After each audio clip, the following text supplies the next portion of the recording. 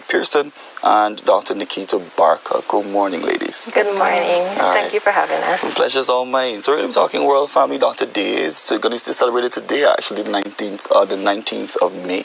Let's talk a little bit about that. And historically, I'm not sure who's prepared to do that, but we can get some context. Okay.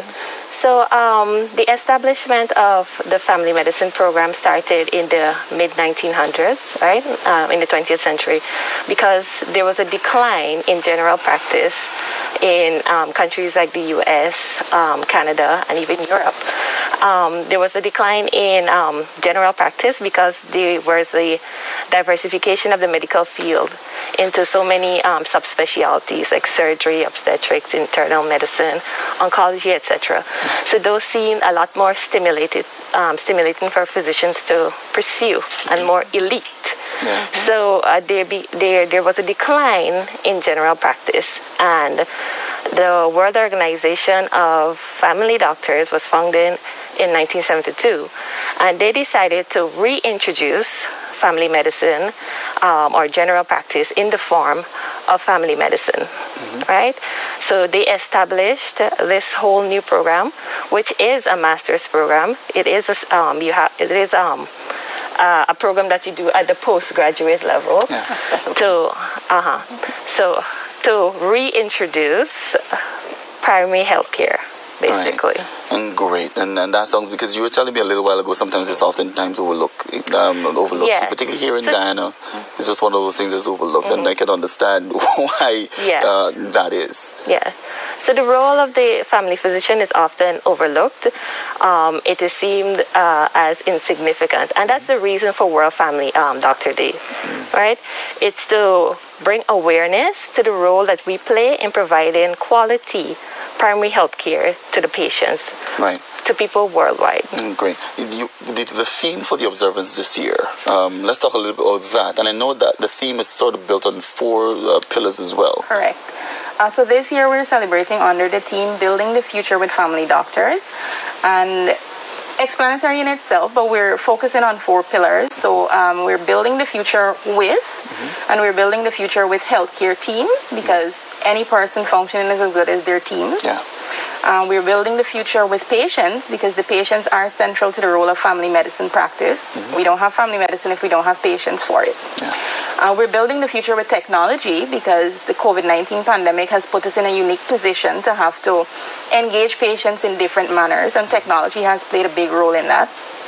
And finally, it's in building the future with you, whoever the you may be. In this case, it's you, Lyndon. So it's building the future with you, however you see that you can utilize our services. So those are our pillars for this year. That's certainly really, really important there. But in a Guyanese context, I know we're talking also that it's not just one of those things that is so prevalent, or maybe saying it's not one of the things that's catching on. But how significant is it for persons to be able to recognize the importance of family doctors? How important is that? So family doctors are, in the ideal setting, are actually the first point of contact of care for a patient. And if more persons are familiar with how the healthcare system is used here, your first instance should be at a primary healthcare facility. A lot of people tend to think that, we can only access, or we should be accessing top of the line medical care at the hospitals. Yeah. But that's not true, because we have a lot of well-trained physicians in all of the health centers in Guyana who are able to provide that care for the patients. Right, and I know we've seen a lot of changes, particularly like you did mention that we do have qualified physicians at our health centers across the country. So let's talk about the evolution of that from, let's say, from over the years, and maybe that's why persons would still hold on to the fact that they want to go to a hospital instead of a health center now. Let's talk the evolution of that over the years, and what we're seeing now, the mere fact that we have physicians there. What else can other services that persons can access, particularly our healthcare health centers across the country? Okay, so the family medicine program is fairly new in Guyana. So far, we've only had 8 graduates. The first batch of graduates was in 2018. So it's a fairly new program here in Guyana. It's a fairly new specialty here in Guyana, right? So it's long been known before that usually in the health, at the level of the health center, a general physician, which is basically someone who graduated medical school, would be in charge of, providing care for persons in the healthcare center. So the importance of this specialty is to provide further specialized training to persons like us, the family physician, in order for us to provide quality health care to the patients at the very, very easily accessible level as the healthcare, as a health center. All right. And in terms of persons who are watching, young people who are watching, and they're thinking, well, like they want to specialize, what would you say to a young person now? I mean, you guys obviously are in the field. What would you say to somebody who may be contemplating getting into the field? So currently, the entry requirements to the program, our program is run through GPHC, IHSC, and the University of Guyana. In terms of requirements, you have to complete your medical school training, as well as your 1-year internship, and at least 1 year in a single area, postgraduate, as a general officer before you are eligible for entry. And of course, every year, once a year, the applications do open through IHSC for entrance and acceptance into the family medicine program.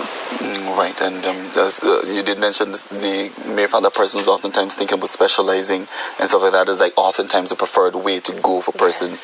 But the joy for you as a family doctor, what do you think is the thing that is stands out for you or causes you to wake up every morning and want to go to your job? So for me, a family physician really sees a patient from the time they are born to the end of their life. We care for patients from 0 to 99, as you can think of it. And beyond. And beyond, for Right. those who go beyond.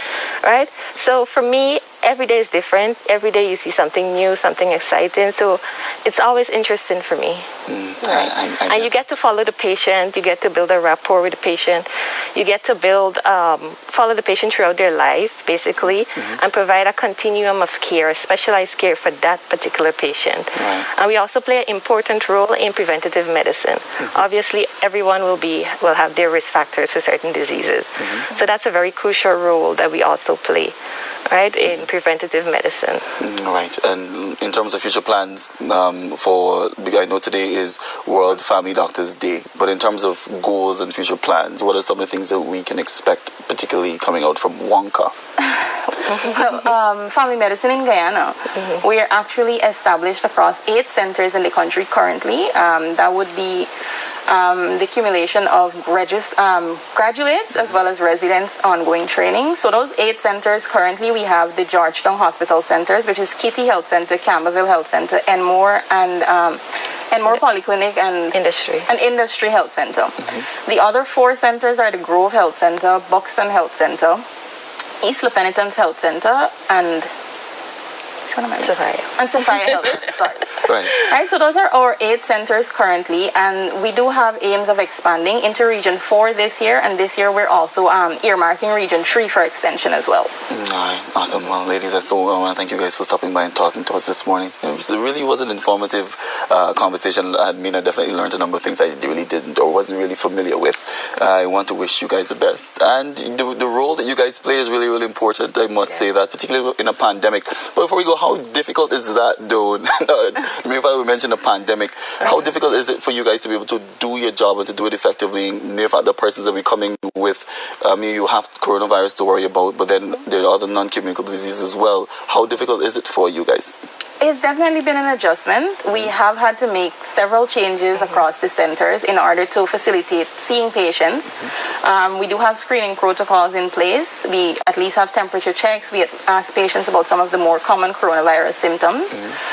We do try to have more distancing between the patient and doctor for interviews, but you do have to come into that person's personal space where the physical examination is required. So we at least have to depend on our personal protective equipment to guide us through that part. Definitely. And now there's a vaccine, so I think things are getting back a little bit closer to normal, but still not there yet.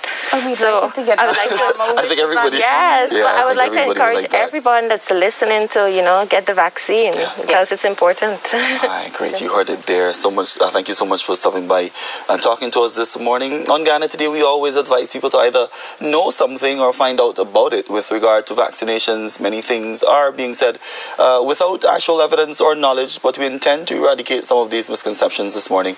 And here is your COVID talk with the Minister of Health, Dr. Frank Anthony.